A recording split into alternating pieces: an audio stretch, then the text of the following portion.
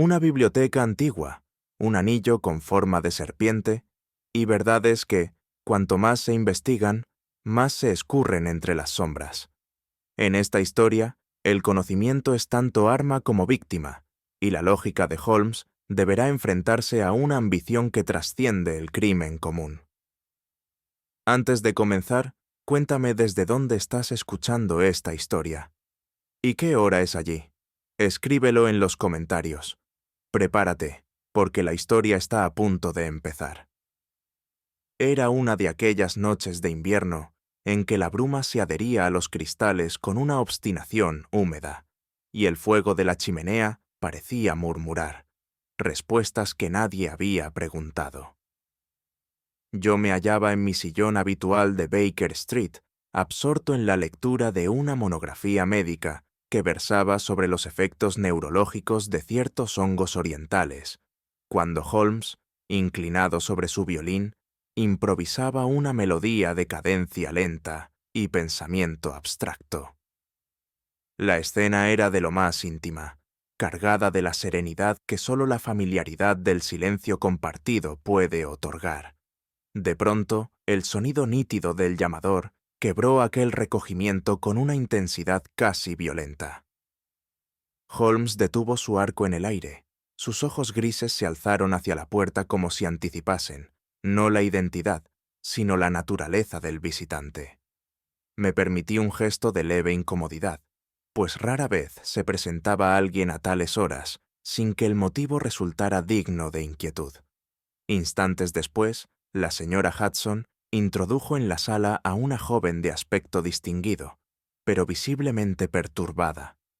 Su abrigo todavía estaba cubierto por diminutos copos de nieve, y en sus manos enguantadas sostenía algo con evidente aprehensión. Su mirada vaciló entre Holmes y yo, y durante un breve segundo pareció debatirse entre la necesidad de hablar y el temor de lo que sus palabras pudieran desencadenar. «Señor Holmes», comenzó con voz baja pero firme, «me disculpo por la intromisión a estas horas, pero temo que lo que he traído conmigo no puede esperar al amanecer». Holmes, que ya había dejado el violín sobre la mesa, le indicó el asiento frente al fuego sin decir palabra. Su interés se había encendido, y así comenzó el extraño asunto del anillo de la serpiente azul. «Mi nombre es Clara Edgington», dijo, mientras se despojaba del sombrero con manos que no podían ocultar un leve temblor. «Soy bibliotecaria en Greymoor Hall, una institución poco conocida, pero de rica tradición. Me he decidido a acudir a usted porque ha ocurrido algo que excede por completo mis facultades de comprensión».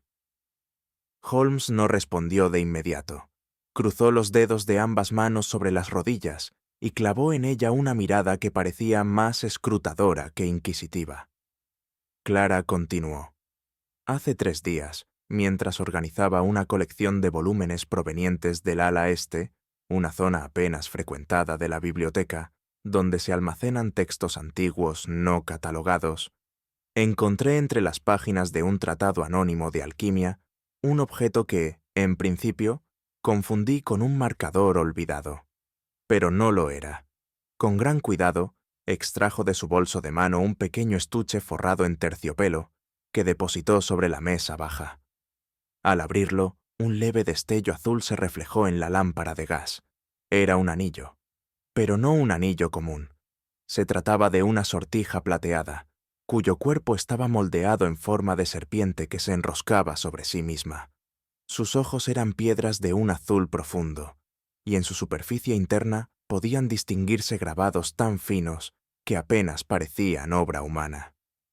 Lo extraño no fue solamente hallarlo ahí, añadió la señorita Edgington, sino que aquel mismo día el señor Halbert, el bibliotecario jefe, desapareció sin dejar aviso ni explicación.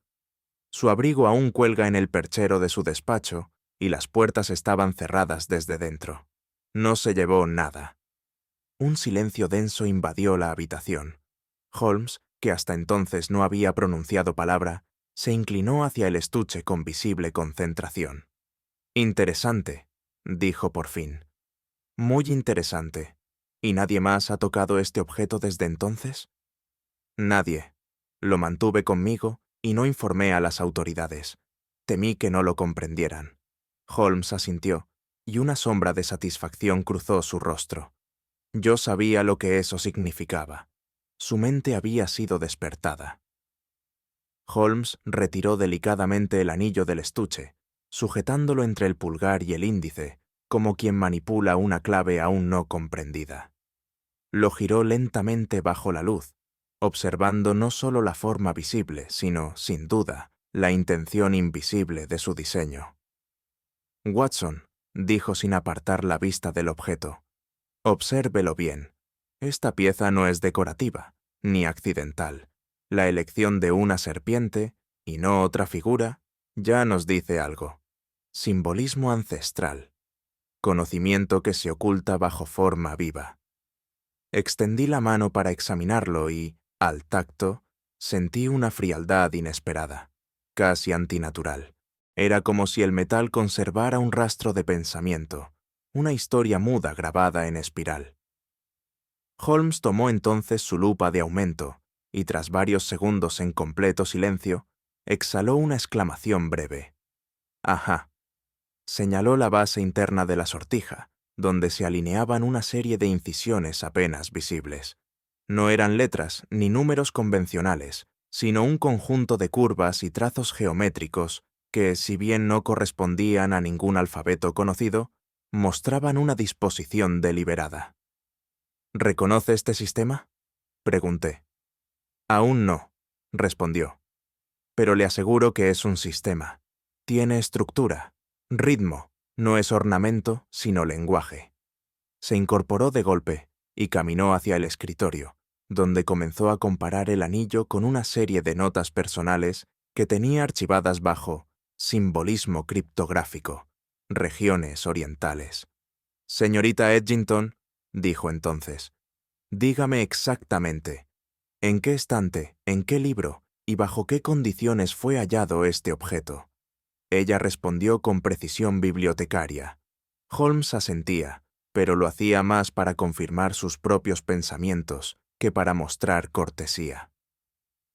«Watson», murmuró al volver a mi lado, «este anillo no fue olvidado. Fue escondido, y ahora nos toca a nosotros descubrir por qué». La señorita Edgington, aún visiblemente sobrecogida por la evocación del hallazgo, prosiguió con un tono que oscilaba entre la firmeza del testimonio y el desconcierto propio de quien roza, sin desearlo, los bordes del abismo. «Fue 2 días después del descubrimiento del anillo», dijo, «cuando advertimos la desaparición del señor Halbert. Nadie lo vio salir de la biblioteca. Ningún coche fue solicitado. Su cama no fue usada, y su taza habitual de la mañana quedó intacta en el escritorio. Los libros que había solicitado estaban abiertos, como si hubiese sido interrumpido en mitad de una consulta. Pero lo más inquietante, hizo una breve pausa, como si sopesara la gravedad de lo que iba a compartir. «Es que los libros que estudiaba pertenecen a una sección que no aparece en los catálogos públicos.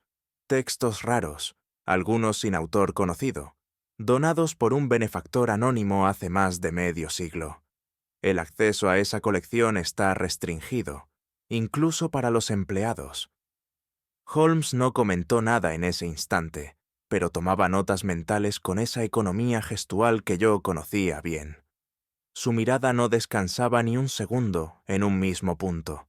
Pasaba del rostro de la joven al anillo, del anillo a mis propias anotaciones, como quien recompone un rompecabezas invisible al ojo común. «¿Se registró oficialmente su desaparición ante las autoridades?», pregunté, sin poder reprimir mi impulso clínico. «No del todo», respondió Clara. «Se inició una búsqueda discreta en los alrededores, sin involucrar a la prensa ni a Scotland Yard. Greymoor Hall es una institución de prestigio. Cualquier escándalo puede arruinar décadas de trabajo académico. Me temo que los administradores prefirieron el silencio al escándalo». Holmes se volvió entonces hacia mí con una mirada que contenía, sin palabras, la premonición de algo mucho más oscuro que una mera desaparición. Holmes, sin moverse de su asiento, extrajo del cajón inferior de su escritorio una pequeña caja de madera oscura. Al abrirla, reveló un conjunto de lentes de aumento y herramientas de precisión que rara vez utilizaba sin una justificación profunda. Con inusitada delicadeza, colocó nuevamente el anillo bajo la lámpara y procedió a examinarlo con un nivel de atención que me pareció, incluso para sus estándares, excepcionalmente meticuloso. La ausencia del bibliotecario, dijo sin apartar los ojos del objeto, no es un hecho aislado, es consecuencia, una reacción provocada por una acción anterior y deliberada.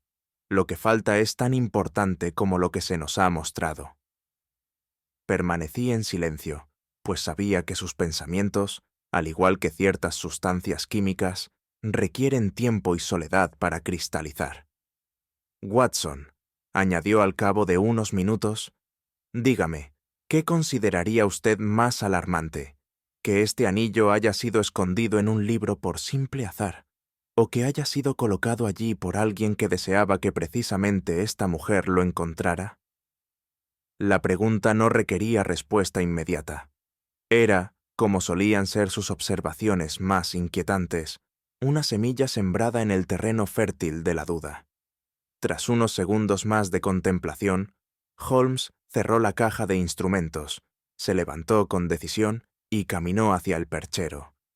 Iremos a Greymoor Hall. Si el silencio es el disfraz predilecto de este enigma, entonces lo desnudaremos palabra a palabra.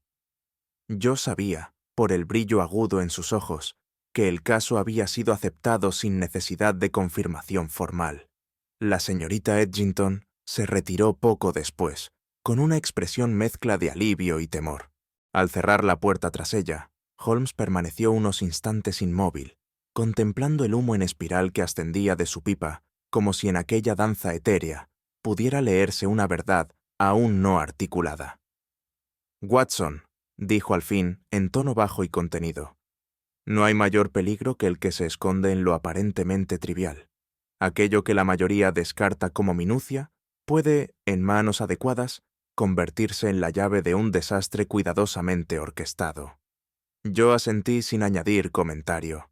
La experiencia me había enseñado que sus intuiciones, por extrañas que parecieran al principio, rara vez carecían de fundamento. Y, sin embargo, algo en su voz, no la lógica, sino la emoción apenas contenida, me indicó que este caso, aunque aún en su fase embrionaria, ya le perturbaba en lo profundo. La verdad, mi querido Watson, añadió, alzando el anillo entre dos dedos, rara vez se presenta desnuda. Suele preferir los disfraces más improbables. Y mientras anotaba en mi cuaderno los primeros detalles de lo que no tardaría en convertirse en uno de los episodios más oscuros y laberínticos de nuestra carrera conjunta, comprendí que estábamos entrando en terreno incierto, donde hasta el conocimiento podía volverse una forma de crimen.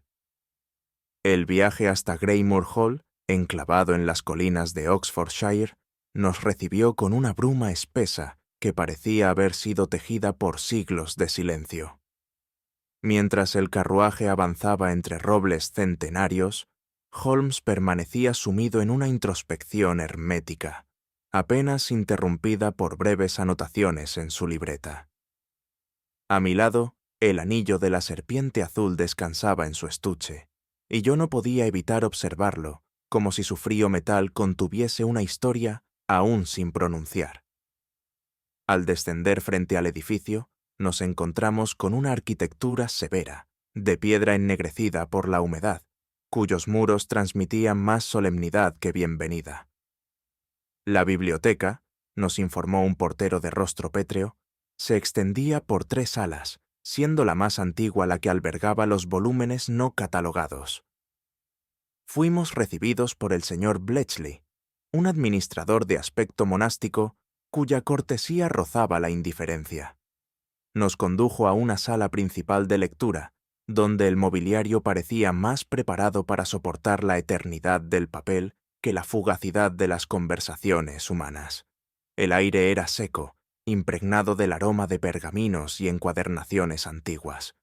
El ala este, que la señorita Edgington mencionó, le indicó Holmes, Deseamos empezar allí, si no es inconveniente. Bletchley asintió con una leve inclinación, pero su gesto me pareció más resignado que colaborativo. No pude evitar advertir que evitaba el contacto visual con Holmes, como si temiera que una mirada directa pudiera revelar lo que los labios preferían callar. Mientras avanzábamos por un estrecho corredor cubierto de estanterías, la sensación de penetrar en un espacio de conocimiento oculto se hizo tangible. Holmes, como un naturalista tras el rastro de una especie esquiva, caminaba con pasos silenciosos, pero con los ojos encendidos por la promesa de una verdad aún sin forma. Nuestra presencia en Greymoor Hall, lejos de suscitar la natural curiosidad de los empleados, pareció despertar una incomodidad apenas contenida. A cada paso que dábamos, se alzaban miradas breves, casi furtivas, que se desvanecían tras el lomo de un libro o tras la repentina necesidad de ordenar un estante ya perfectamente alineado. Holmes, con su agudeza habitual, se detuvo junto a una mesa donde una joven archivista fingía ocuparse de un volumen de botánica. Su temblor leve al pasar la página revelaba más que cualquier confesión espontánea. «Señorita», dijo Holmes con tono suave. «Una consulta menor. ¿Quién era el encargado habitual del ala este, donde se encontró el anillo?» Ella levantó los ojos lentamente, y sus labios apenas se movieron al responder. «El señor Halbert, hasta su desaparición». «¿Y desde entonces?» «Nadie de manera fija, solo el propio administrador». Y tras una breve pausa. «Hay quienes dicen que el ala este no está maldita, pero sí enrarecida». Holmes inclinó la cabeza con leve interés, sin pronunciar juicio. No obstante, al retomar el paso, me murmuró en voz apenas audible: «Watson, cuando las palabras se esconden, conviene escuchar el lenguaje de la evasión». El recorrido continuó, y con cada rostro evitado, con cada saludo omitido, comprendí que no solo nos encontrábamos en una biblioteca de volúmenes olvidados, sino también de temores cuidadosamente archivados. La atmósfera no era de ignorancia, sino de conocimiento reprimido, lo cual, como Holmes bien sabía, es aún más peligroso. Al llegar finalmente al ala este, nos encontramos con una sala considerablemente más fría que el resto del edificio, tanto en temperatura como en atmósfera. Las ventanas, altas y estrechas, dejaban pasar una luz pálida que se extendía como un velo espectral sobre los estantes. Holmes se detuvo en seco, olfateando el aire con esa inexplicable sensibilidad que siempre atribuía a su intuición estructurada. «Aquí», dijo sin mirar a nadie. «Aquí ocurrió algo que no debía ser descubierto». Me incliné a observar mientras examinaba los libros alineados con orden casi obsesivo. Aparentemente, nada rompía la simetría.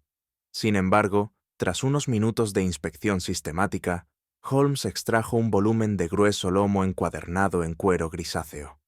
«Vea, Watson», dijo, y me señaló la parte superior del lomo. Una leve marca de roce, apenas perceptible, pero suficiente para indicar que este libro ha sido retirado y vuelto a colocar en días recientes. Observe también el polvo interrumpido en este estante. Examinó otros 3 ejemplares con movimientos calculados. En todos ellos halló signos de manipulación reciente. Una página doblada en un ángulo exacto, una huella dactilar apenas impresa sobre una lámina, una motita de ceniza en el pliegue de un prólogo. «Lo curioso», comentó con tono reflexivo, «es que todos estos textos tratan, directa o indirectamente, sobre doctrinas alquímicas, órdenes secretas y sistemas de símbolos arcanos. Ninguno parece relacionado con tareas bibliográficas comunes». «¿Sugiere usted que fueron consultados por la misma persona?», pregunté. «No lo sugiero, lo afirmo. La selección no es azarosa. Hay una mano detrás de esta curiosidad dirigida, y me atrevería a decir que esa mano, aunque invisible, aún escribe en esta biblioteca». Holmes entrecerró los ojos como si escuchara algo más allá de nuestro alcance auditivo. «Y si aún escribe», añadió en voz baja, «quizá todavía no haya terminado su obra». Los volúmenes que Holmes fue retirando de los estantes no pertenecían a ningún conjunto temático evidente para el ojo inexperto, pero su mente, siempre atenta al hilo oculto que une lo disperso, comenzó a encontrar en ellos un patrón que trascendía lo bibliográfico. «Observe, Watson», me dijo mientras abría un compendio de 1712, encuadernado en piel marrón y titulado Ordo Sapientiae Secretae. No es la rareza lo que une estos textos, sino la intención. Leí en voz baja el índice del libro, perplejo ante los títulos, del poder transmutador de los metales puros, sobre el significado simbólico de la serpiente doble, el sendero del conocimiento vedado a los indignos. Pasé la vista al siguiente volumen, un tratado en latín sobre el Corpus Hermeticum, con glosas marginales recientes, anotadas en lápiz, y en un tercero, traducciones fragmentarias de códices orientales que hacían mención a un culto ancestral del conocimiento silente, en el que la serpiente era a la vez guardián y prueba. «No cabe duda», afirmó Holmes, «de que alguien se ha internado en esta colección con una intención muy específica, y no para estudiar, sino para buscar. Buscar algo que sabe que está aquí, pero que no debe estarlo». Me estremecí ante la posibilidad de que ciertos conocimientos, por su propia naturaleza, puedan convertirse en instrumentos de poder antes que de sabiduría. «La alquimia, Watson», añadió Holmes con gravedad, «no era únicamente la búsqueda del oro, sino la manipulación de lo invisible. Y en esta biblioteca, lo invisible empieza a oler a mentira». Y antes de que pudiera responderle, Holmes cerró de golpe uno de los libros y, señalando una firma ilegible en la contracubierta, pronunció un nombre que habría de regresar con una insistencia escalofriante. «¿Ha oído usted hablar de alguien llamado Abelworth?», me preguntó Holmes, mientras observaba fijamente aquella rúbrica que, aunque ilegible en su trazo, se repetía en al menos 3 de los libros examinados. «Jamás», admití. «¿Se trata de un autor?». «Lo dudo», respondió él, volviendo a examinar una nota marginal escrita con pulso firme pero claramente contemporáneo. «Más bien parece un lector, o alguien que desea ser recordado como tal». Decidimos, entonces, revisar los registros de préstamo y acceso a las salas privadas. El archivo, si bien ordenado, revelaba más lagunas que certezas. No obstante, tras una hora de meticulosa revisión, encontramos repetidas veces el nombre Abelworth anotado como usuario en los márgenes de las fichas, no en formularios oficiales, sino en las esquinas, a veces con tinta, a veces a lápiz, como si su presencia hubiera sido registrada por quienes no tenían autoridad para hacerlo. Solicitamos al señor Bletchley, el administrador, que nos informase sobre la identidad del tal Abelworth. «¿Abelworth?», repitió, frunciendo el ceño. «No, no me resulta familiar. ¿Está seguro de que ese nombre aparece en nuestros registros?». Holmes no respondió de inmediato. Extrajo una de las fichas, se la mostró en silencio y señaló la esquina inferior, donde figuraba el nombre junto a una fecha reciente. «Entonces», balbuceó Bletchley, «tal vez fue un visitante temporal. Recibimos académicos de paso, aunque…». Hizo una pausa. «No recuerdo a nadie con ese apellido». La incongruencia era evidente. Un nombre que aparecía con frecuencia, y sin embargo, nadie parecía recordarlo. Aquella presencia anónima que dejaba huellas sin rostro en una biblioteca de textos prohibidos despertó en mí una inquietud difícil de explicar. «Una sombra que firma libros», murmuré. «No, Watson», corrigió Holmes con voz baja. «Una sombra que los escribe, los altera o los borra». El crepúsculo caía sobre Greymoor Hall cuando regresamos al ala este, no con la esperanza de hallar más pruebas materiales, sino de respirar, por así decirlo, el aire en que se gestaban los actos silenciosos. Holmes permaneció un largo instante de pie, frente a la estantería donde reposaban los tratados intervenidos, como si escuchara algo que yo no podía oír. «Watson», dijo por fin, sin apartar la vista de los lomos polvorientos, «el verdadero crimen aquí no es el robo, ni siquiera la desaparición del bibliotecario. Es algo más sutil, más pernicioso, la manipulación del saber». ¿Manipulación? Sí, imagínelo. ¿Qué ocurre si alguien modifica una fuente primaria, altera una fecha, introduce una idea falsa en un texto venerado? No hablamos de un crimen convencional, sino de uno que se escurre entre los dedos del presente para envenenar el futuro. Su juicio era severo, casi profético. No solía emplear palabras tan sombrías sin que su deducción estuviera ya consolidada. Nos enfrentamos a una mente que comprende el poder de los símbolos, continuó, que sabe que una verdad distorsionada puede perdurar más que una mentira evidente, y que el conocimiento, si se transforma sutilmente, puede convertirse en una forma de control. Yo no respondí, pero comprendí entonces que Holmes no solo perseguía a un culpable, sino también la restauración de una verdad que había sido deliberadamente envenenada. Y justo cuando el silencio volvió a adueñarse del lugar, Holmes alzó un dedo, como si algo, aún imperceptible para mí, se aproximara desde las sombras de aquella vasta catedral de papel. Apenas comenzábamos a asimilar las implicaciones del nombre que nadie recordaba, cuando una nueva conmoción alteró la ya tensa atmósfera de Greymoor Hall. Esa misma mañana, un muchacho encargado del mantenimiento de la sección de manuscritos antiguos, de nombre Edwin Hargrove, según nos informó el portero, no se presentó a su puesto habitual, ni fue hallado en los alrededores de la propiedad. Su ausencia, lejos de parecer un acontecimiento aislado, despertó en Holmes una atención repentina y severa. No se trataba, según sus palabras, de la simple negligencia de un joven sin vocación, sino de una desaparición que compartía rasgos inquietantes con la del bibliotecario jefe.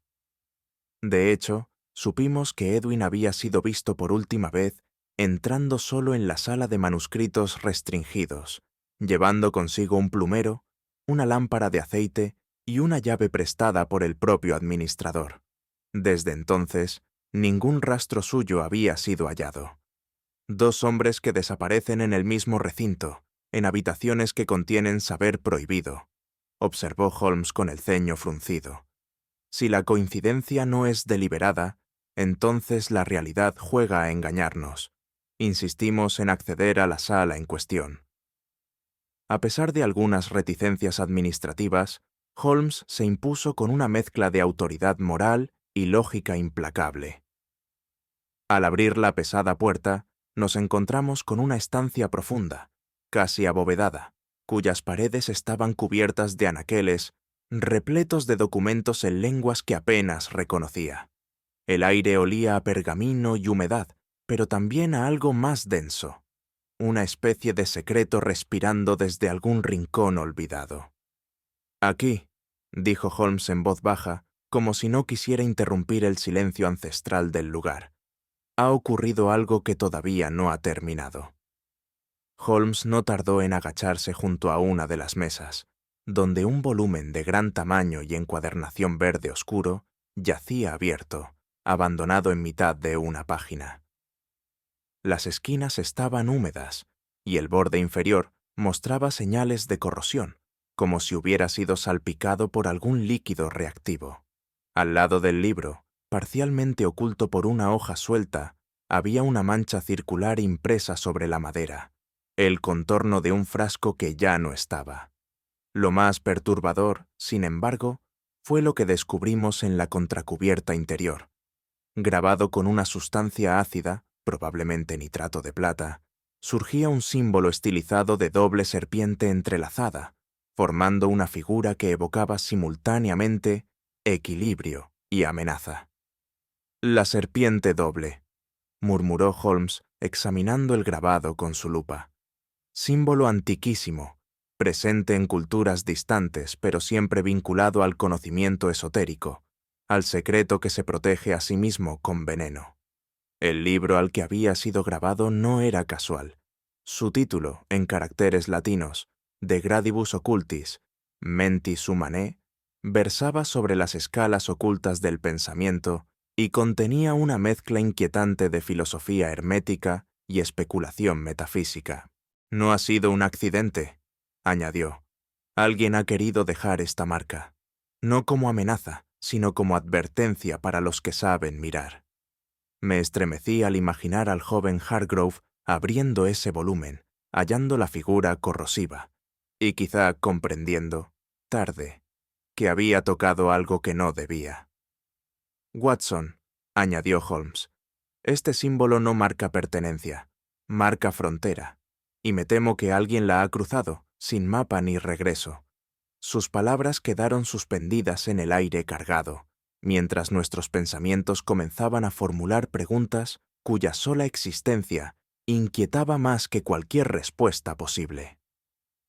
La desaparición del joven Hargrove no tardó en alcanzar los oídos de la autoridad local.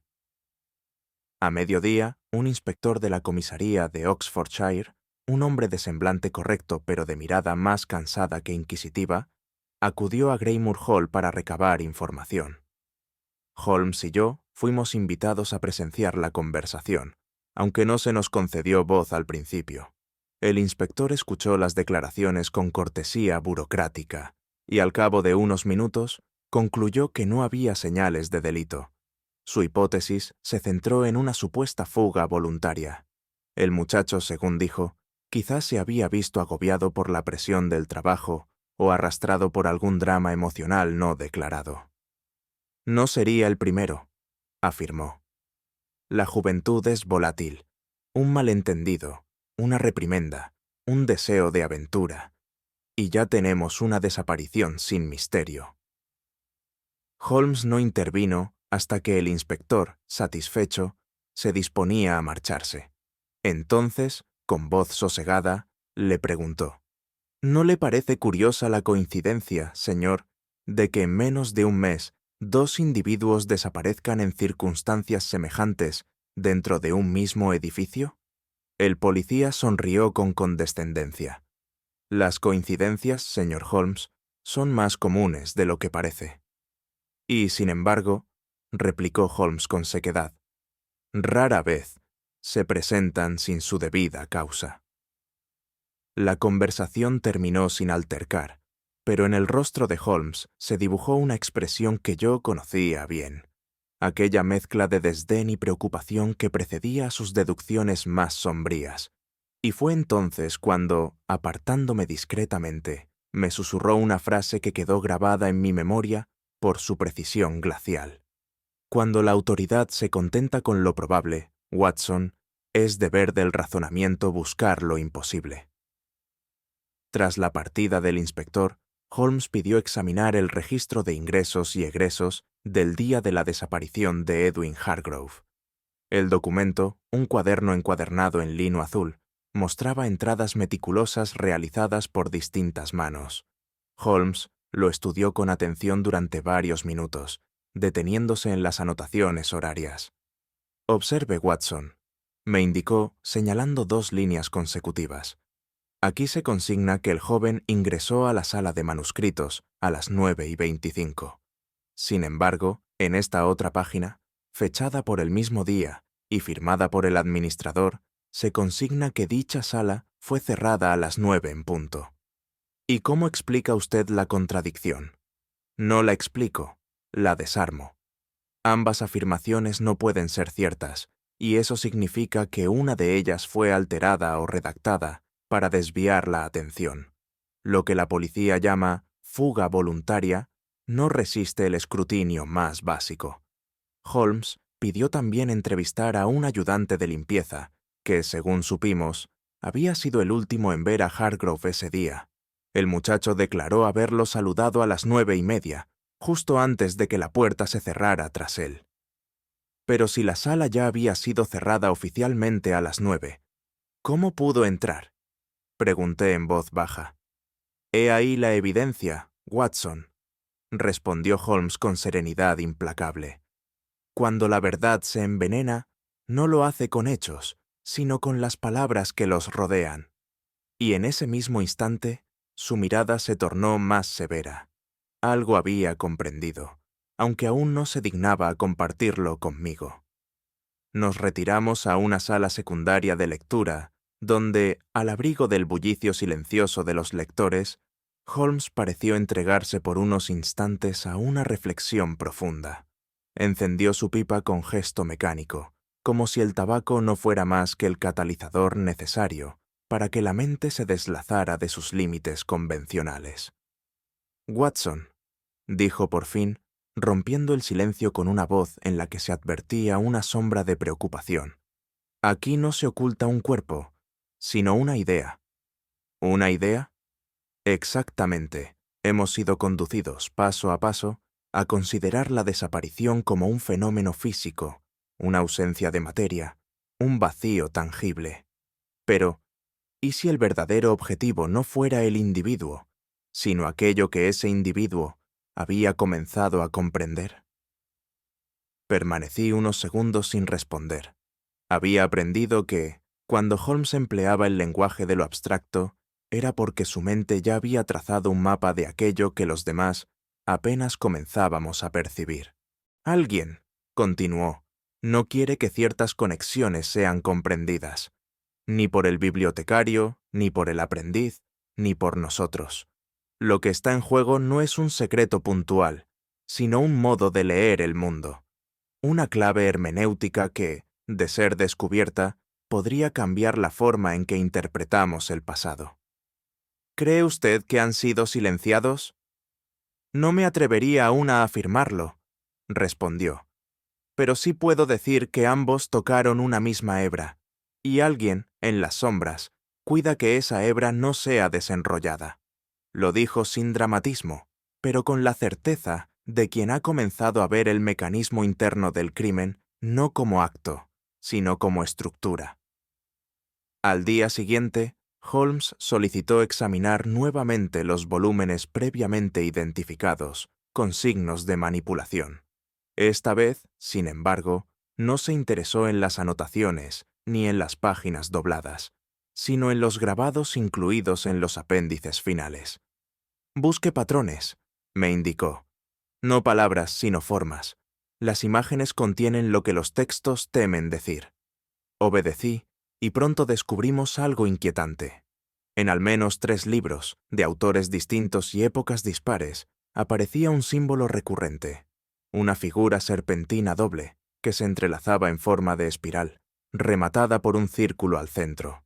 El diseño variaba en estilo, pero no en esencia. ¿Casualidad?, pregunté, aunque ya conocía la respuesta. Cuando un símbolo persiste a través de contextos ajenos entre sí, respondió Holmes, no estamos ante un ornamento, sino ante una llave. Y la aparición de dicha figura tanto en el anillo como en estos grabados indica que su origen es anterior a esta biblioteca, aunque se haya enraizado aquí. Me indicó entonces un volumen de aspecto vetusto, titulado Initiationis Serpentis, en cuya lámina inicial se reproducía un símbolo idéntico al hallado en la contracubierta del libro que había manipulado Edwin Hargrove. Es la misma firma, afirmó Holmes.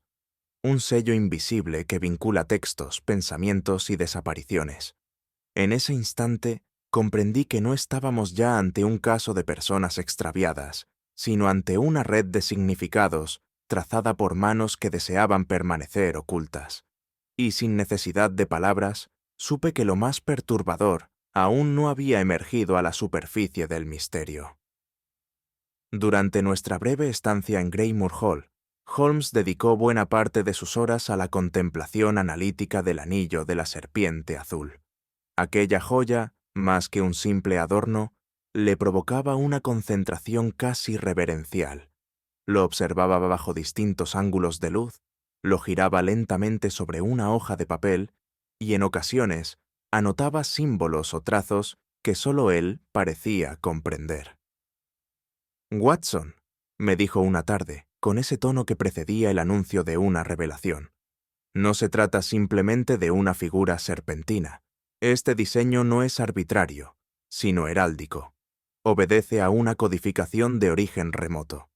Se levantó de su asiento y caminó hacia la biblioteca de la residencia que nos alojaba. Tras revisar varios volúmenes, extrajo un tratado antiguo sobre inscripciones gnósticas y simbología de sociedades herméticas. Allí, en una página profusamente ilustrada, hallamos un dibujo prácticamente idéntico al grabado del anillo.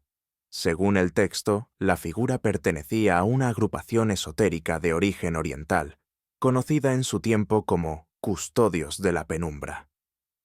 Este símbolo, añadió Holmes, señalando la serpiente doble que se mordía la cola en espiral ascendente, era utilizado para marcar los objetos que contenían fragmentos de saber no autorizado. No ocultaban sus secretos por temor, sino por convicción. Consideraban que el conocimiento debía ser reservado a quienes hubieran demostrado su dignidad espiritual y su comprensión filosófica. Me estremeció la idea de una sociedad tan antigua que prefiriese enterrar sus verdades antes que permitir su mal uso. Y sin embargo, Watson, añadió Holmes con mirada grave, alguien ha despertado ese legado, alguien que no teme ni al símbolo, ni a su veneno. Holmes decidió entonces que debíamos consultar una fuente de saber más estructurada que las conjeturas filosóficas. El nombre de Cambridge surgió en su pensamiento con la inmediatez de una evidencia obvia. Allí, en uno de los archivos de textos orientales, Holmes recordaba haber visto años atrás una referencia marginal a Greymoor Hall y a un cierto manuscrito atribuido a un erudito otomano.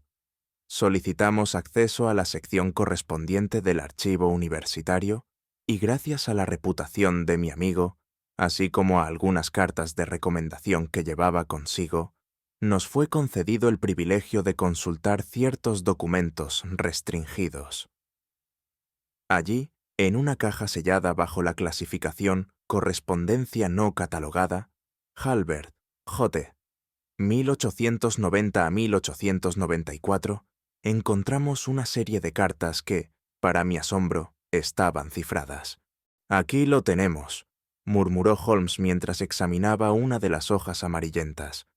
El señor Halbert mantuvo comunicación directa con un tal H. R. Kalem, catedrático de simbolismo y lenguaje místico en Estambul, y no se trataba de simples intercambios académicos. Las cartas, escritas en una variante cifrada del francés y salpicadas de palabras turcas transliteradas al latín, hacían referencia continua a un objeto descrito como l'anneau du savoir interdit, el anillo del saber prohibido. También se hablaba de una puerta que no se abre con llaves ordinarias y de la convergencia de líneas secretas en la memoria de los muros. «Watson», dijo Holmes con los ojos encendidos, «Halbert estaba más cerca de lo que imaginábamos. Había comprendido que la biblioteca no era solo una colección de libros, sino una arquitectura de signos. Y aunque aún no sabíamos a dónde conduciría aquella afirmación, un presentimiento empezó a crecer en mí.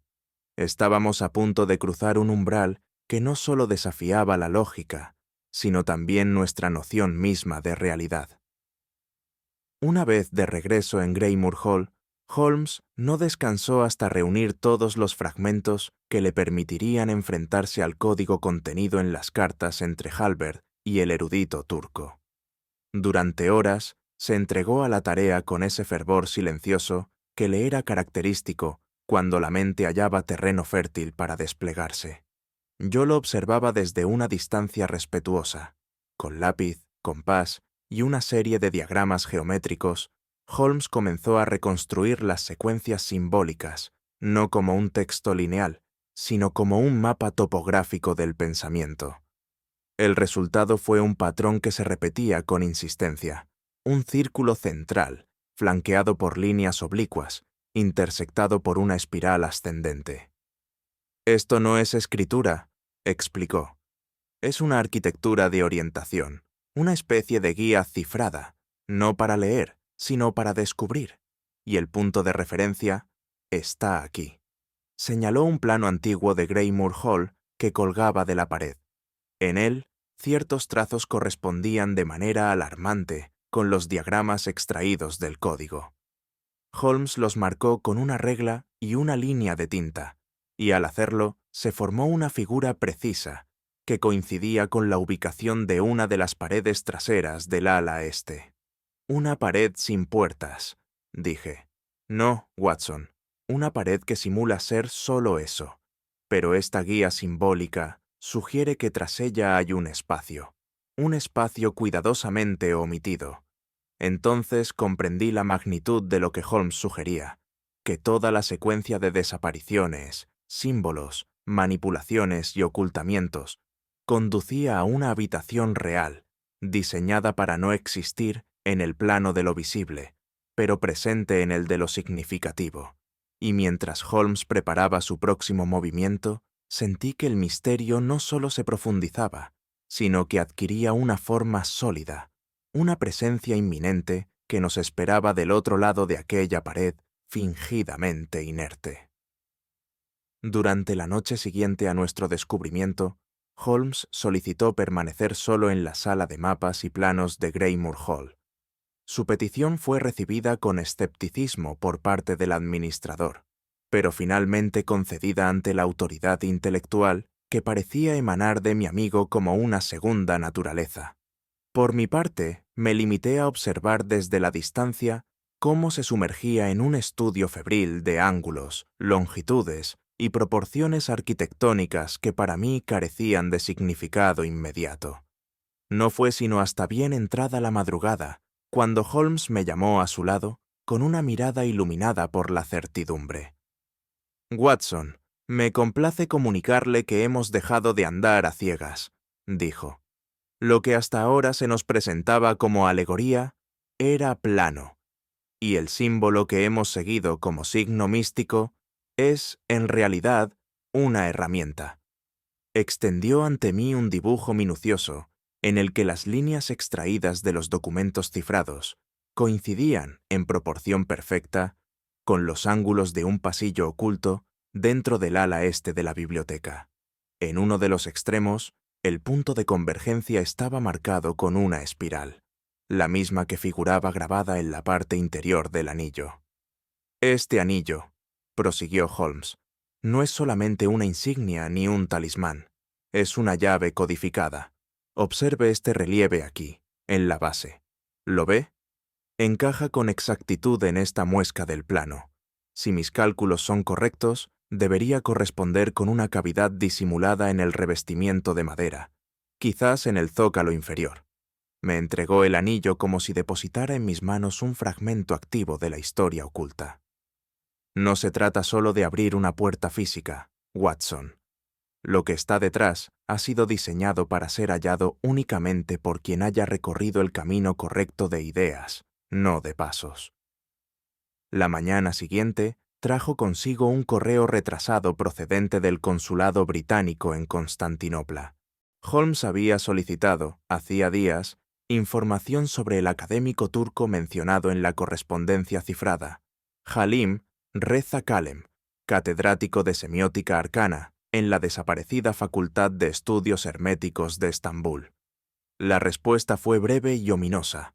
El profesor Kalem había desaparecido sin dejar rastro en el año 1887. Su vivienda fue hallada intacta, sus papeles en orden, y sus contactos locales negaron haberlo visto partir. Desde entonces, su nombre se mencionaba con reticencia en círculos académicos, como si su interés por ciertos textos hubiera cruzado una frontera invisible. Uno más que desaparece tras acercarse demasiado a un conocimiento silenciado, comentó Holmes mientras leía el informe con rostro sombrío. Note la coincidencia, Watson. Kalem, Halbert, Hargrove. 3 hombres, distintas latitudes, pero una misma huella. La búsqueda de un saber que otros prefieren dejar en la penumbra. ¿Cree usted que existe una conexión directa entre ellos? Creo, respondió sin levantar la vista. Que existe una misma mano, o una misma doctrina, detrás de sus desapariciones, y esa mano no es invisible por capricho, sino por diseño. No elimina por impulso, sino por sistema. Me estremeció pensar que nos enfrentábamos no a un individuo, sino a una lógica impersonal y sostenida en el tiempo. La lógica del silencio. Y en ese momento comprendí que la puerta que pensábamos abrir quizá nos enfrentaría a algo más que un espacio oculto. Mientras la tarde descendía sobre Greymoor Hall y la penumbra comenzaba a proyectar sombras más largas que los libros, Holmes permanecía inmóvil frente a la pared que, según sus deducciones, ocultaba la entrada al recinto prohibido. En sus manos tenía el anillo, y sus ojos, clavados en la moldura inferior, parecían leer líneas invisibles que sólo él era capaz de descifrar. «Watson», dijo al fin, con voz tan baja que bien podría haber estado hablándose a sí mismo. «Hay verdades tan cuidadosamente enterradas que sólo el símbolo correcto osa llamarlas de nuevo a la luz». Lo miré con atención. Había en su rostro una mezcla de respeto intelectual y una sombra de inquietud que rara vez se permitía mostrar. Durante años le había visto resolver crímenes, desenmascarar impostores y reducir ficciones a sus principios lógicos. Pero rara vez lo había visto enfrentarse a una idea con esa reverencia silenciosa que suele reservarse a lo sagrado, o a lo peligrosamente verdadero. «La biblioteca no es un contenedor», prosiguió. «Es un mapa, y como todo mapa auténtico, oculta más de lo que muestra. Su propósito no es preservar el saber, sino impedir que sea mal interpretado. Y cuando alguien, como Halbert o Kalem, se acerca demasiado al núcleo, entonces el propio sistema activa su mecanismo de defensa». Yo guardé silencio. Habíamos seguido un rastro de símbolos, manuscritos y desapariciones, pero en aquel instante entendí que estábamos al borde de algo más profundo que un crimen, el vértice de una verdad construida para castigar a quien ose revelarla, y aún quedaba dar el paso definitivo. Holmes había indicado con exactitud el punto en el que debía hallarse el acceso oculto. Era una sección aparentemente anodina del zócalo, donde se alineaban volúmenes de encuadernación uniforme y sin títulos visibles. Sin embargo, su mirada entrenada había detectado una ligera irregularidad, una hendidura apenas perceptible, como si la madera se hubiera separado por una fracción de milímetro del resto del revestimiento. «Observe, Watson», me dijo en voz contenida. «La diferencia entre lo real y lo aparente, entre la arquitectura que encierra y la que simula encerrar, suele medirse en lo casi imperceptible». Con delicadeza, insertó el anillo en una muesca circular disimulada entre dos molduras. Para mi asombro, el anillo no solo encajaba a la perfección, sino que, al girarlo, produjo un leve sonido de engranajes tensados y un resorte cediendo tras años de reposo. Un panel entero del estante se desplazó hacia adentro, revelando un vano oscuro del que brotó un aire denso, casi orgánico, impregnado de un silencio que parecía más antiguo que la propia biblioteca. Holmes me miró con gravedad y sin necesidad de palabras, ambos comprendimos que estábamos por cruzar el umbral hacia una zona de la realidad cuidadosamente negada. Cruzamos. El suelo crujía bajo nuestros pasos, como si la propia estructura se resistiera a ser hollada. Avanzamos lentamente, guiados por la luz de una lámpara de aceite que Holmes había traído consigo. «Watson», murmuró, «lo que vamos a encontrar aquí no será una respuesta, sino una estructura completa de pensamiento, dispuesta para no ser hallada». Y sin pronunciar más palabra, dio el primer paso hacia la oscuridad que aguardaba dentro. La sala a la que accedimos era estrecha, de techos bajos y muros recubiertos por paneles de madera ennegrecida por el tiempo. No había ventanas, y el aire, aunque respirable, tenía ese espesor que uno asocia más al encierro que a la antigüedad. Sin embargo, lo que contenía aquel lugar era, sin duda, excepcional. Holmes se movía con una combinación de precaución y concentración casi reverencial. A cada paso descubría detalles que confirmaban su hipótesis. Estanterías que contenían libros sin numeración, documentos enrollados en pergamino, cuadernos manuscritos en idiomas imposibles de identificar a primera vista. «Fíjese, Watson», dijo, señalando un volumen encuadernado en tela negra, sin título exterior. La homogeneidad de las encuadernaciones sugiere que estos textos fueron producidos, o cuando menos, reencuadernados con una intención común. No estamos ante una colección aleatoria. Esto es un archivo deliberado, ocultado a propósito. Sobre una mesa central hallamos restos de cera de velas consumidas, marcas circulares de copas y lo que parecían actas de reuniones escritas en clave. Las sillas alrededor del escritorio no estaban cubiertas de polvo, como cabría esperar, sino solo de una delgada película, como si hubiesen sido usadas en tiempos no tan lejanos. Holmes inspeccionó uno de los papeles.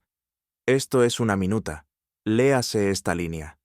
El fragmento 6 ha sido sustraído por temor a interpretación errada. Se propone su destrucción o sellado». Sentí un escalofrío recorrerme la espalda.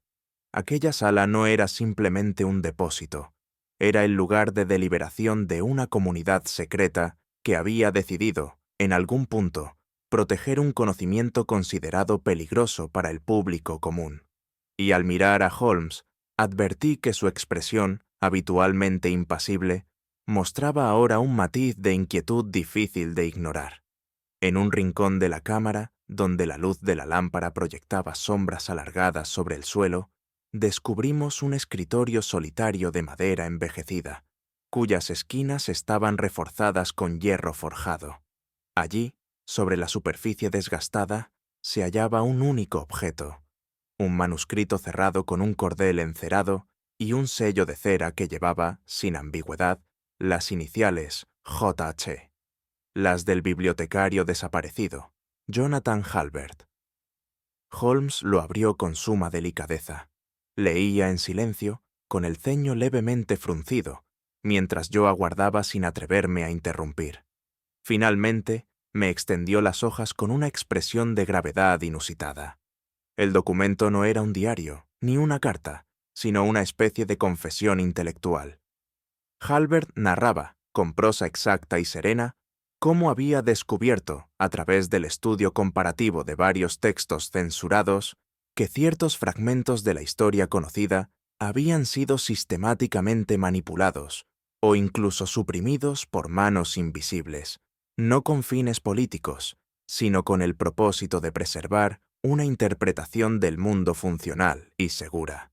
Comprendí, escribía, que los errores que encontramos en las crónicas no siempre son descuidos.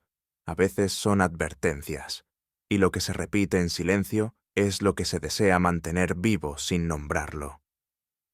Más adelante, Halbert confesaba haber accedido a esta cámara gracias a una pista escondida en el margen de un códice hebreo, y advertía que, tras encontrar cierto manuscrito, al que solo se refería como la octava llave, había empezado a recibir notas anónimas instándolo al silencio.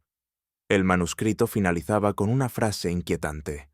«Si esta carta se ha leído, entonces yo ya no soy necesario». Holmes dobló el documento y lo guardó cuidadosamente en el interior de su chaqueta. «No se trata de un suicidio, Watson. Esto es una retirada, una desaparición como forma de protección o de castigo». Mientras permanecíamos en la cámara, la impresión de estar violando un espacio ajeno, más allá de lo físico, comenzó a intensificarse. El polvo en el aire no era simplemente evidencia del tiempo, sino testimonio de la resistencia de aquel lugar a ser descubierto. Y sin embargo, cada objeto examinado añadía una nueva dimensión al misterio. Holmes inspeccionaba las estanterías con una cautela poco común en él, casi como si temiera desencadenar una cadena de consecuencias invisibles. «Observe, Watson», dijo señalando una estantería lateral. «Algunos libros han sido retirados recientemente. El polvo revela huecos, y las marcas sobre la madera son frescas. Esta sala no está abandonada. Está activa. ¿Sugiere usted que alguien más tiene acceso? No lo sugiero, lo afirmo. Esta habitación ha sido visitada con posterioridad a la desaparición de Halbert, tal vez por más de una persona. Lo que al principio parecía el eco de una historia pasada, comenzaba a tomar forma de trama en curso. Entre los objetos hallados, destacaban hojas sueltas escritas en latín e incluso en árabe clásico, algunas con fórmulas numéricas y diagramas que escapaban por completo a mi comprensión. Holmes tomó nota de cada símbolo, cada desplazamiento de aire, cada aroma que le resultara incongruente. Siento, Watson, como si estuviésemos dentro del pensamiento de alguien más, no solo en sus palabras, sino en su arquitectura mental. ¿Cree usted que estas reuniones aún continúan? Más que creerlo, lo temo. No estamos investigando una reliquia, sino una maquinaria intelectual aún en funcionamiento. En ese momento, mientras Holmes se agachaba a examinar el marco inferior de una estantería, un leve sonido metálico nos hizo detener la respiración, y comprendimos que no estábamos solos. El sonido era inconfundible, un leve pero sostenido arrastre metálico, como si una cadena fuera desplazada con lentitud sobre un suelo de piedra. Provenía del fondo de la sala, más allá del ángulo de visión que nos ofrecía nuestra tenue lámpara. Holmes apagó la llama con un gesto silencioso, y el silencio que siguió pareció doblarse sobre sí mismo. Yo sentí, no por primera vez desde que conocí a Holmes, esa mezcla de temor y expectación que acompaña al umbral de lo inexplicable. Pero en esta ocasión, el presentimiento era distinto. No se trataba de un asesino o de una trampa, sino de la proximidad de algo deliberadamente oculto. «No se mueva, Watson», susurró Holmes con una voz más grave que nunca. «Si nos están observando, sabrán ya que lo sabemos». El arrastre cesó tan súbitamente como había comenzado. La oscuridad volvió a ser completa, pero no inocente. Holmes permaneció inmóvil, como escuchando con los poros. «¿Qué deduce?», me atreví a preguntar en un hilo de voz. «Que esta cámara no es solo un archivo», respondió en voz baja. «Es un umbral, y no todos los que lo cruzan regresan». Tras un momento, encendió nuevamente la lámpara y recorrió con mirada intensa los rincones que nos rodeaban. Nada visible se movía, pero el aire había cambiado. Era más espeso, más consciente. «Alguien más ha estado aquí», dijo finalmente. «Y aún podría estarlo». Me sentí invadido por un frío interno difícil de explicar. Ya no estábamos en una biblioteca. Estábamos dentro de un pensamiento que había aprendido a defenderse. Y mientras Holmes examinaba con cautela la puerta por la que habíamos ingresado, una idea se insinuó como sombra. Quizás no estábamos llamados a entrar, sino a permanecer. Cuando por fin emergimos del corazón oculto de la biblioteca, la luz natural del vestíbulo nos pareció una grosería. El mundo exterior proseguía con su curso impasible, como si nada hubiese acontecido en los sótanos intelectuales de Greymoor Hall. Pero para Holmes todo había cambiado. Sin demora, exigió la presencia del intendente del archivo, un individuo de ademanes cuidadosos y palabras medidas, al que habíamos conocido al principio como el señor Quince. Se presentó con expresión de desconcierto, aunque en su actitud se insinuaba, bajo la compostura profesional, una leve tensión mal disimulada. Holmes, sin ofrecerle preámbulo ni cortesía, habló con voz clara. «Señor Aberworth, le ruego que no finja más». El aludido enmudeció por completo, pero su respiración se hizo más profunda, y sus ojos buscaron, en vano, una ruta de escape invisible. Yo mismo di un paso atrás, sorprendido por la certeza sin apelación del nombre pronunciado. «No hay registro académico suyo en ninguna de las universidades donde afirma haber ejercido», prosiguió Holmes. «Las cartas de recomendación que presentó a la administración fueron copiadas de epístolas privadas contenidas en la correspondencia de un profesor fallecido». Su grafía es idéntica, y los manuscritos a los que se les atribuye autoría anónima, firmados solo con la inicial A, presentan una construcción sintáctica exactamente igual a la suya. Aquel hombre, pues ya no cabía duda de que el tal Keynes era una ficción, no respondió de inmediato, pero en su rostro se desplegó una palidez que no provenía del miedo, sino del reconocimiento de una derrota irrefrenable. Holmes dio un paso más. Desde las sombras ha manipulado información, falsificado historia y sembrado símbolos que solo usted sabía interpretar.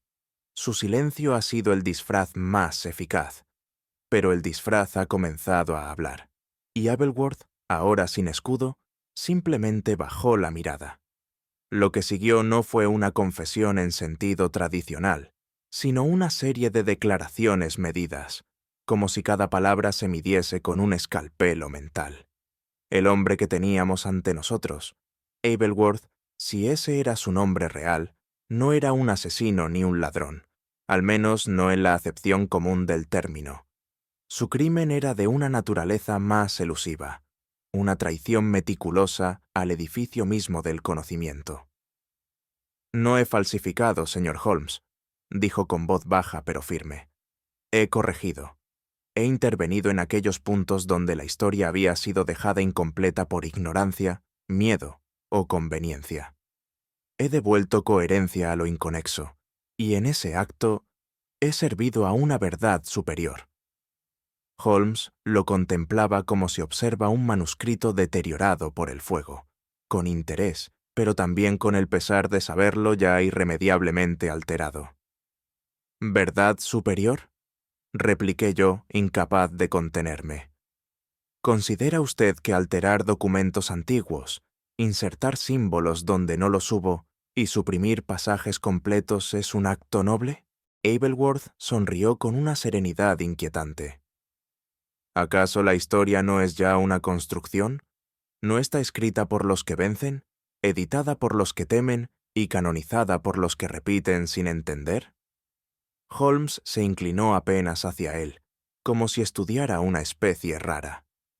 Usted no ha servido al conocimiento, sino a su vanidad. Ha creado un laberinto para que otros se pierdan, y usted, desde su centro, actúe como guardián y Dios menor. Pero la verdad no se edifica con trampas. Aberworth no respondió. Solo desvió la mirada hacia el suelo, como quien sabe que ha perdido algo más valioso que la libertad, la autoridad moral para justificar su obra. Y aún así, el aire a su alrededor parecía decir que no se consideraba vencido del todo. Holmes pidió que se nos dejara a solas con él, lo que fue concedido sin discusión. Permanecimos en aquella sala de lectura secundaria, donde la luz filtrada por vitrales teñía de gris las estanterías. Allí, en un diálogo tenso y pausado, se libró uno de los enfrentamientos más sutiles y filosóficos que jamás presencié. Dígame, señor Aberworth, comenzó Holmes, ¿qué le autoriza a modificar el pensamiento de generaciones futuras? Nada me autoriza, respondió, pero nada lo prohibía tampoco. Si el mundo estaba ciego a las grietas del conocimiento, ¿no era acaso legítimo reconstruirlo en silencio?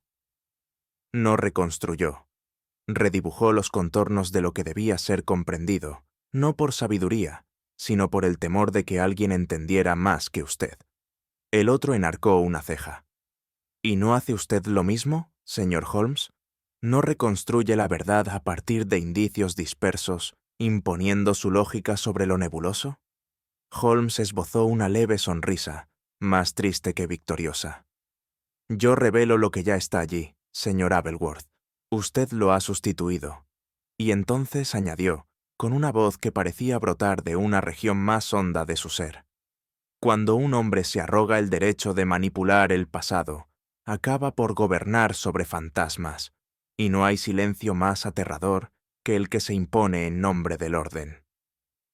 Aberworth inclinó levemente la cabeza, como reconociendo la estocada final de un duelo verbal, y sin embargo, algo en su semblante indicaba que todavía conservaba una última palabra, una palabra que, si no era pronunciada allí, quizás seguiría resonando en otras cámaras, en otros manuscritos, en otras mentes dispuestas a aceptar que la verdad es menos una luz, que una sombra que se escoge. Y fue entonces que Holmes, tras una pausa prolongada, se dirigió a mí. Watson, esto no termina aquí. Nada que se escribe con la intención de ser ocultado muere con su autor. Fue en ese instante cuando la máscara se hallaba ya deshecha y las deducciones de Holmes se habían manifestado con la contundencia de una daga certera que el hombre antes conocido como Aberworth y cuyo verdadero nombre jamás reveló, se permitió la confesión más inesperada. No he actuado por dinero, ni por reconocimiento. Ambos son incentivos pueriles. Mi ambición era otra, más elevada, más sutil, dijo con una voz grave, casi sacerdotal. Yo deseaba tener dominio sobre aquello que todos dan por inmutable, la historia misma. Sus palabras resonaron en mí con un frío que no era del cuerpo. Era la clase de frialdad que solo se produce cuando uno contempla una lógica perversa envuelta en el ropaje del idealismo. Holmes, con los brazos cruzados, lo contemplaba como se examina una obra antigua deteriorada, no sin respeto, pero sí con pesar. Usted pretendía convertirse en un demiurgo del pasado, murmuró Holmes. No un estudioso de la verdad, sino un artesano de ficciones plausibles. El impostor no lo negó. Muy por el contrario, pareció enorgullecerse. ¿Acaso no es eso lo que han hecho las religiones, los imperios, los filósofos? Cambiar el relato, reescribir lo que ocurrió, seleccionar lo que merece ser recordado. Yo he hecho lo mismo, con herramientas más sofisticadas. A cada manuscrito le añadí una intención, a cada símbolo una capa de ambigüedad. Y con ello, añadió Holmes con firmeza, ha sembrado incertidumbre en generaciones que aún no han nacido. Ha corrompido el suelo sobre el cual se edifica la memoria colectiva. El impostor alzó la mirada. Sus ojos no buscaban compasión, sino entendimiento. Yo no quise oro, repitió. Quise que las mentes se inclinaran ante mis verdades, sin saberlo. El conocimiento, Dr. Watson, es el poder más silencioso y letal. Y en ese instante comprendí que no mirábamos a un criminal común, sino a un visionario oscuro. Un hombre cuya sed no era de sangre, sino de control sobre el pensamiento. Ante semejante declaración, y aún sin que mediara autoridad judicial, Holmes procedió a sentenciarlo con el único tribunal que le era propio, el de la razón pura. Nunca le vi tan grave, ni tan contenido. Hablaba no desde la ira, sino desde la decepción. No hay código penal que castigue lo que usted ha hecho, dijo. Y sin embargo, su crimen pesa más que el robo o la calumnia. Usted ha traicionado el alma de la humanidad, su derecho a conocer. El hombre no replicó, pero su ceño se frunció apenas, como si aquel juicio sin sala, sin toga ni martillo, tuviese más peso que cualquier sentencia oficial. Holmes continuó, con tono que recordaba al de un médico que diagnostica sin emoción visible. Cada uno de nosotros tiene un pacto implícito con la verdad. No se trata de poseerla, sino de buscarla con honestidad. Usted no la buscó, la reemplazó. En su lugar dejó ecos, símbolos manipulados, versiones que servían a su propósito y no al propósito del saber. Yo, por mi parte, me sentí incapaz de intervenir. Aquello que presenciaba no era un simple desenlace, sino una exposición filosófica en carne viva. Un duelo en el que la conciencia de un hombre se enfrentaba a la lógica incorruptible de otro. Holmes finalizó con una frase tan seca como lapidaria. No necesita prisión, señor. Lo que ha hecho ya lo ha condenado a vivir rodeado de sus propias distorsiones, en un mundo donde usted mismo no sabrá jamás qué fue verdad y qué no. Fue entonces, como quien se sabe derrotado pero aún conserva un as bajo la manga, que el hombre alzó su voz por última vez. Su tono, lejos de la arrogancia inicial, estaba teñido de una serena advertencia. Recuerden esto, caballeros. El que controla las fuentes, controla el pensamiento. La frase flotó en el aire como una niebla espesa. Holmes no respondió. Guardó un silencio tan denso que parecía absorber incluso la luz que caía sobre sus ojos. Yo, por el contrario, sentí un estremecimiento, porque, a pesar de lo inmoral de su proceder, aquellas palabras encerraban una verdad inquietante. Toda civilización descansa sobre documentos, archivos, versiones. ¿Qué pasaría si esos cimientos fueran deliberadamente falseados? Holmes al fin se giró hacia mí. No dijo palabra, pero su mirada era inequívoca. No era temor lo que expresaba, sino responsabilidad. En ese momento comprendí que el anillo hallado, ese objeto tan aparentemente trivial, no era más que un símbolo de puertas abiertas a mundos ocultos. Mundos donde los textos se escriben con intención y los silencios se imprimen con precisión quirúrgica. Mientras conducían al impostor fuera de la biblioteca, Holmes extrajo de su bolsillo dicho anillo y lo sostuvo un instante entre sus dedos. «No lo guardo como prueba», dijo en voz baja. «Lo guardo como advertencia». Y aunque nada más se añadió, el eco de aquella sentencia, unida a la declaración final del impostor, habría de acompañarme mucho tiempo después, como una nota disonante en medio de una sinfonía demasiado perfecta. Creíamos haber llegado al término del asunto, y sin embargo, la sombra del caso se resistía a disiparse.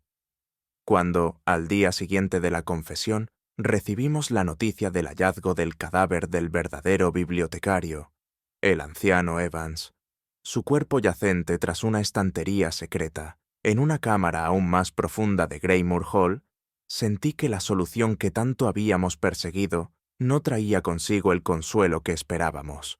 Holmes, al ser informado por telegrama, mantuvo el mismo semblante imperturbable que tan a menudo lo caracterizaba. No obstante, su mirada se desvió un instante hacia el ventanal de Baker Street, y en ese ademán silencioso advertí el peso de un pensamiento sombrío.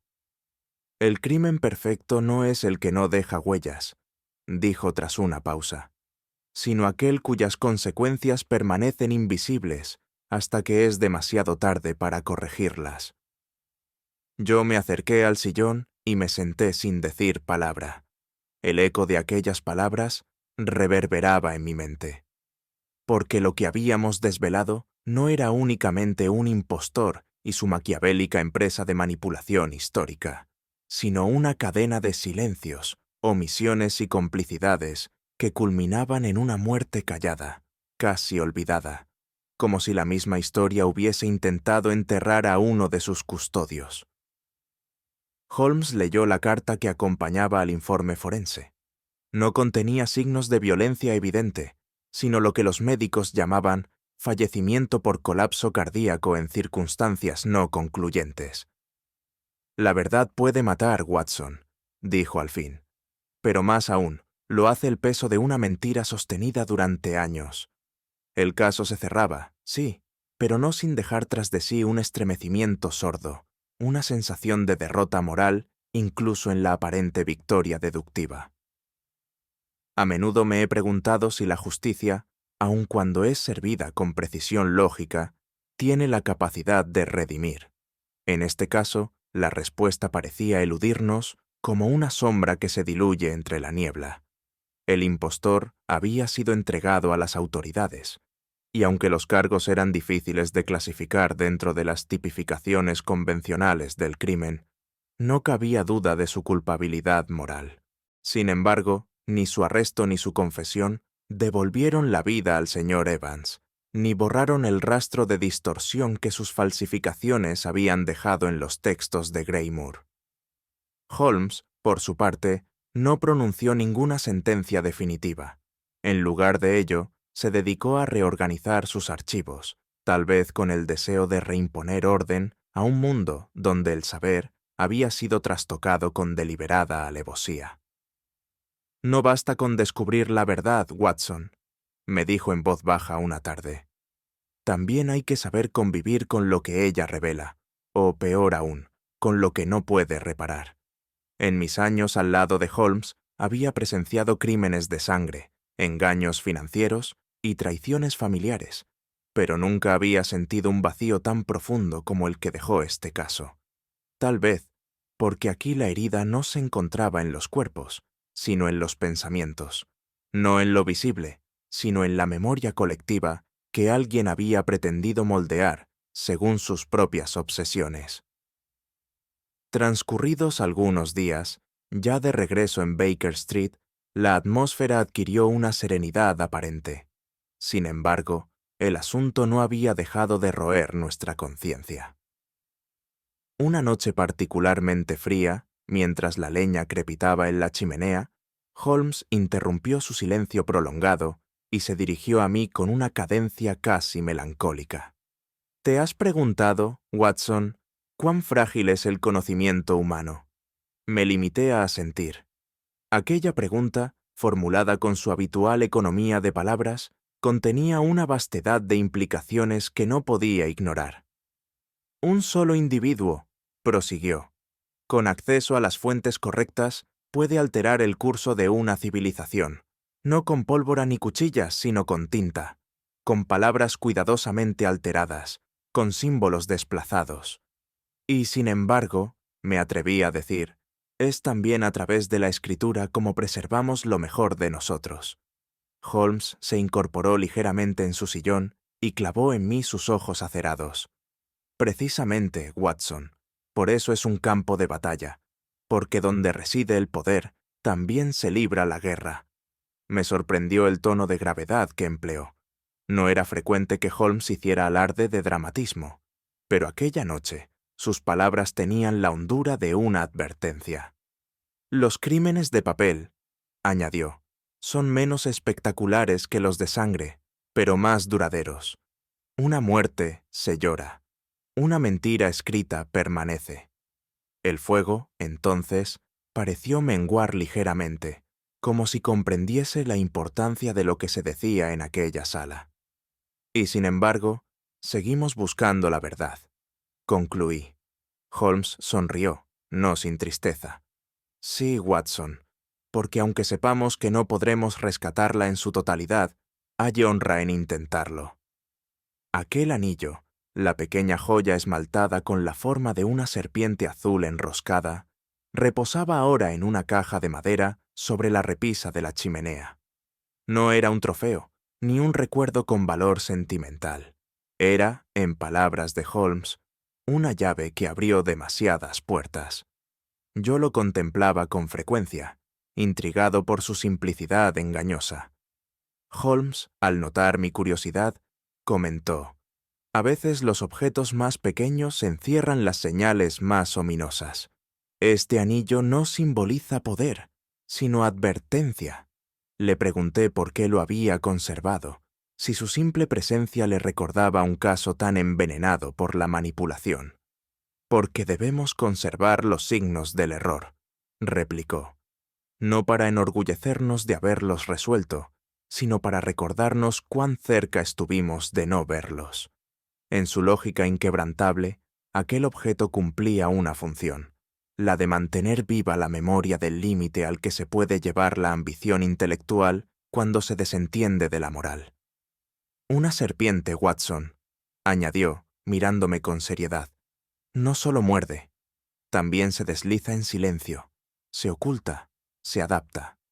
Comprendí entonces que el caso del anillo de la serpiente azul no era un misterio más, sino una herida en el corazón del conocimiento. Y el anillo no brillaba, no porque le faltara oro, sino porque lo que simbolizaba no debía embellecerse. Holmes cerró la caja y añadió en tono casi confidencial: quizá lo guardo porque me recuerda que incluso nosotros, que vivimos para desentrañar enigmas, podemos ser víctimas de los símbolos que creemos dominar. En mis años al lado de Sherlock Holmes, he narrado numerosas hazañas de deducción admirable, casos que deslumbraban por la precisión con la que mi amigo desentrañaba lo oculto. Sin embargo, hay ciertos relatos que, al ponerlos por escrito, Me obligan a una pausa, a una meditación más honda. Este es uno de ellos. No fue la magnitud del crimen lo que me dejó perplejo, ni siquiera la astucia del impostor, sino la naturaleza misma de lo que fue mancillado, la verdad.